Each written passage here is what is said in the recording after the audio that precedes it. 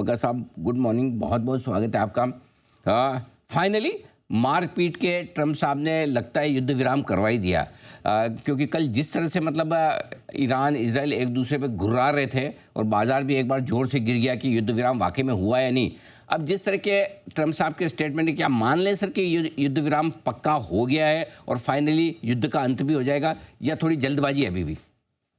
नहीं, ज्यादातर हो गया अनिल जी, ये वाला साइकिल हो गया। और अब जो खबरें निकल के आ रही हैं कि ट्रंप ने कतार के अमीर से बात की और उन्होंने बातचीत की ईरान से युद्ध विराम के लिए, और ट्रंप ने खुद नेतन्याहू इसराइल के प्रधानमंत्री से बात की। तो लग रहा है कि अब ये स्थायी तौर पे हो जाएगा। यही था कि कुछ आखिरी स्कर्मिशेस हुए, कुछ आखिरी मिसाइलें दागी गए, जिससे मार्केट हमारे विचलित हो गए थे। तो कल हमने देखा एक सेल ऑफ हुआ भारत में ऊपरी स्तरों से।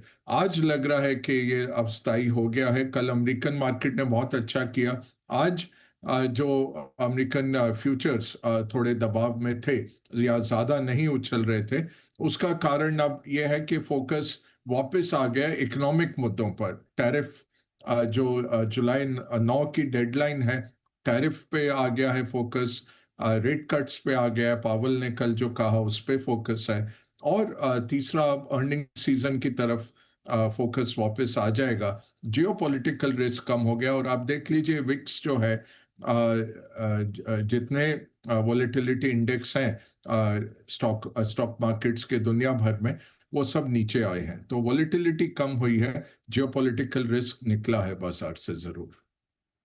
ये है, युद्ध विराम एक बार के लिए तो हो गया और बात शायद बढ़े ना, ये एक अच्छा संकेत है। अब उस हिसाब से सर दो चीज़ों पर आपसे राय लेनी है। पहला तो है आपका कच्चा तेल, जो अब थोड़ा और नीचे आया है, और दूसरा डॉलर इंडेक्स जो लगभग लगभग 3 साल के निचले स्तरों पर पहुंच चुका है। क्या संकेत दे रहा है सर ये? वही है कि ओवरऑल सेफ हेवेंस से निकला है पैसा। गोल्ड भी हमने देखा, सोना नीचे गया, डॉलर नीचे गया, तो वो सेफ हेवन से पैसा निकला। रिस्क ऑन मूव है। तेल में क्या दिख रहा है कि देखिए, ईरान में कोई नया इन्वेस्टमेंट नहीं हुआ है। 1980 ले लीजिए या 85 ले लीजिए, 1979 में इस्लामिक रेवोल्यूशन हुआ था। तो जो बाकी थे इन्वेस्टमेंट, वो होते होते 2-4 साल लग गए। बट 40 साल से ईरान जैसे बड़े तेल उत्पादक देश में कुछ नया इन्वेस्टमेंट नहीं आया है। कल जो ट्रंप ने बहुत महत्वपूर्ण बात कही, ये युद्ध विराम करने के लिए जरूर उन्होंने चाइना की भी हेल्प ली होगी। और उन्होंने कहा कि चीन जो भी ईरान से तेल खरीद रहे हैं या खरीदना चाहते हैं, वो बिल्कुल कर सकते हैं। ये बहुत महत्वपूर्ण था, क्योंकि इनफॉर्मली तो चीन खरीद रहा था। लगभग 20 लाख बैरल दिन के चीनी कंपनियां खरीदती हैं ईरान से। अब वो फॉर्मल हो जाएगा। और दूसरा है कि अगर निवेश जाता है ईरान के अंदर, ऐसा नहीं है कल को उठ के कंपनियां चली जाएंगी, बट अगर ये युद्ध विराम कुछ महीने चल जाता है और अगर ईरान नेगोशिएशन टेबल पे आता है, अपनी इकोनॉमी को सुधारने की तरफ फोकस देता है, तो काफी बड़ा एक इन्वेस्टमेंट आ सकता है ईरानी ऑयल फील्ड्स में, और वहां से उत्पादन बढ़ सकता है। तो तेल यही देख रहा है कि ऑलरेडी ओवर सप्लाइड मार्केट था, उसमें लगा कि ईरान कहीं कुछ दुष्कार्य ना कर दे स्ट्रेट ऑफ हॉर्मुज में। वो जब निकल गया तो हम देख रहे हैं रिस्क प्रीमिया निकला, $10 लगभग रिस्क प्रीमिया जो था तेल की कीमत में, वो निकल गया। और अब आशा यही है कि अगर ईरान आ जाता है ग्लोबल बाजार में, ओपन बाजार में आता है, और वहां पे निवेश भी आने लग जाता है बढ़ाने के लिए उनकी प्रोडक्शन, तो काफी तेल की मात्रा सप्लाई बढ़ सकती है। तो अमेरिकी कांग्रेस के सामने जो स्टेटमेंट दिया गया पावेल साहब की तरफ से, सर उससे क्या संकेत हैं आगे अमेरिका के लिए, वो समझाएं सर। ब्याज दरों को लेकर और उनकी इकोनॉमी के आउटलुक को लेकर क्या कुछ समझा जाए? तीन अहम चीजें थी अनिल जी। अगर डॉट प्लॉट देखें पिछले हफ्ते की, जब बैठक हुई और रेट्स उन्होंने समतल रखे, पॉज पे रखे, डॉट प्लॉट में 10 जो वोटिंग मेंबर्स थे वो कह रहे थे 2 या 2 से ज्यादा रेट कट हमें दिखते हैं। सात कह रहे थे कि एक रेट कट आएगा और दो कह रहे थे कोई रेट कट नहीं आएगा।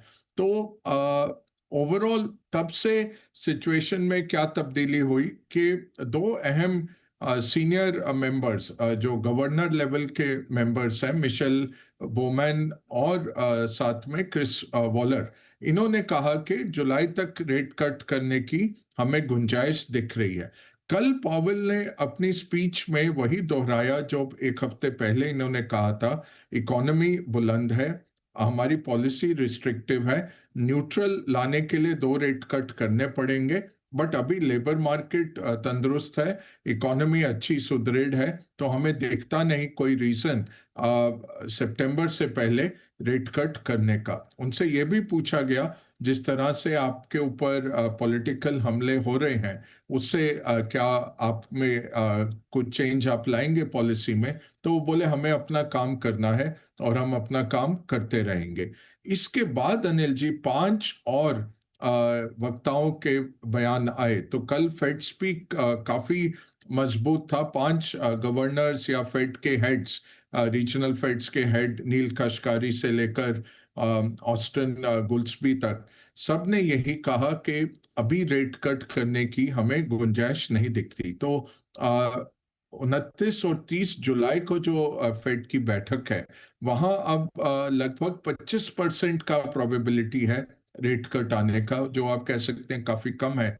सितंबर और दिसंबर में रेट कट ये दर्शा रहा है, यूएस का जो स्वैप रेट है वो दिखा रहा है, या ओआईएस कर्व जिसको कहते हैं, वो ये दर्शा रहा है कि सितंबर और दिसंबर में रेट कट्स हो सकते हैं। इससे अब ट्रंप तो नाखुश रहेंगे ही, बट ओवरऑल ज्यादातर पावल ने कुछ नहीं दिया। जहां मार्केट ने यील्ड्स गिरा दिए, मार्केट ने इनको डविश कहा, वो एक वक्तव्य था उनका, एक क्वेश्चन के सामने उन्होंने कहा अगर लेबर मार्केट वीक होता है और इन्फ्लेशन ठीक रहे तब हम रेट कट जल्दी भी कर सकते हैं। इसके ऊपर मार्केट ने काफी इसको डविश स्टेटमेंट बना दिया और हमने देखा कि अमेरिकन बॉन्ड्स की प्राइसेस बढ़ी, यील्ड्स गिरे और मार्केट इससे प्रोत्साहित हुआ। तो वो तो मैं कहूँगा लॉजिकल था कि अगर इकोनॉमी में क्षति आती है या लेबर मार्केट वीक होता है तब हम तैयार हैं रेट कट करने को। ये तो लॉजिकल स्टेटमेंट था, ये डायरेक्शनल स्टेटमेंट नहीं था। तो ओवरऑल एज पर एक्सपेक्टेशन रहा, कोई सरप्राइज नहीं आया पावेल का, बट मार्केट ने इसको पॉजिटिव ले लिया।